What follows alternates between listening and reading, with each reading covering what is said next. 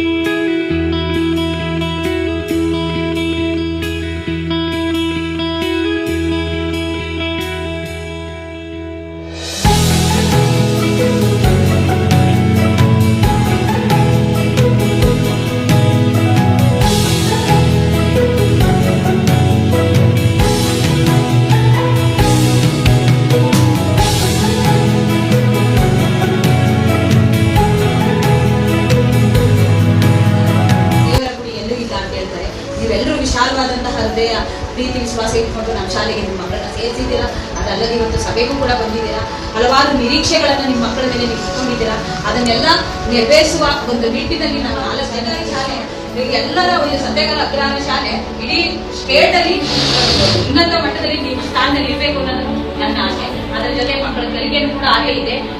ಈ ಬಾರಿ ನಾವು ಸೈನ್ಸ್ ಎಕ್ಸಿಬಿಷನ್ ಮಾಡಿದಂತಹ ಒಂದು ನಮ್ಮ ಶಾಲಾ ಶಿಕ್ಷಣ ಇಲಾಖೆ ಆ ಮಕ್ಕಳ ಒಂದು ಫೋಟೋವನ್ನು ಹಾಕೊಂಡು ನಮಗೆ ಒಂದು ಸರ್ಕಾರಿ ಶಾಲೆಗೆ ಮೆಚ್ಚುಗೆಯನ್ನು ವ್ಯಕ್ತಪಡಿಸಿದ್ದಾರೆ. ಟ್ವಿಟರ್ ಅಲ್ಲಿ ನಮ್ಮ ಶಾಲೆ ಹೆಸರು ಬಂದಿತ್ತು. ಹಾಗಾಗಿ ಅದೊಂದು ನಮ್ಮ ಶಾಲೆಗೆ ಸಿಕ್ಕಿರುವಂತಹ ಹೆಮ್ಮೆ ವಿಷಯ. ಯಾಕೆ ಅಂತಂದ್ರೆ ನಮ್ಮ ಶಾಲೆಯಲ್ಲಿ ಮಾಡುವಂತಹ ಚಟುವಟಿಕೆಗಳನ್ನು ನಾವು ಯಾವಾಗಲೂ ಫಾಲೋ ಮಾಡ್ತಾ ಇದ್ದಾರೆ.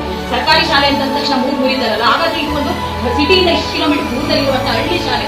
ಇಲ್ಲಿ ಶಿಕ್ಷಕರ ಸಂಖ್ಯೆನೂ ಕಮ್ಮಿ, ಆದ್ರೂ ಅವರು ನಮ್ಗೆ ಯಾವ್ದು ಹೊರೆ ಅಂತ ಅನ್ಕೊಳ್ಳದೆ ಇಷ್ಟೊಂದು ಚೆನ್ನಾಗಿ ಮಕ್ಕಳನ್ನ ಇನ್ವಾಲ್ವ್ ಮಾಡ್ಕೊಂಡಿದ್ದಾರಲ್ಲ, ಕಲಿಸ್ತಾ ಇದ್ದಾರಲ್ಲ ಅಂತ ಒಂದು ಖುಷಿಯನ್ನ ಅದರಲ್ಲಿ ಆಕಾರ ಕೊಟ್ಟಿದ್ದಾರೆ. ಮಕ್ಕಳಾದ ತರಬೇತಿನ ನಾವು ಸ್ಕೂಲಲ್ಲಿ ಕೊಡ್ತೀವಿ. ಒಂದು ಎರಡನೇದು, ಪ್ರತಿ ಮಗು ತಾನು ಏನ್ ಪ್ರಾಜೆಕ್ಟ್ ಮಾಡಿದೆ ಅದನ್ನ ಅವನು ಚಾರ್ಟ್ ಅಲ್ಲಿ ಬರೆದು ಒಂದು ಫೋಟೋ ಹಾಕಿ ಡಿಸ್ಪ್ಲೇ ಮಾಡಿದ್ದಾರೆ. ಅದನ್ನು ಯಾವ ಶಾಲೆಗೂ ಮಾಡಿದ್ದಾರೆ.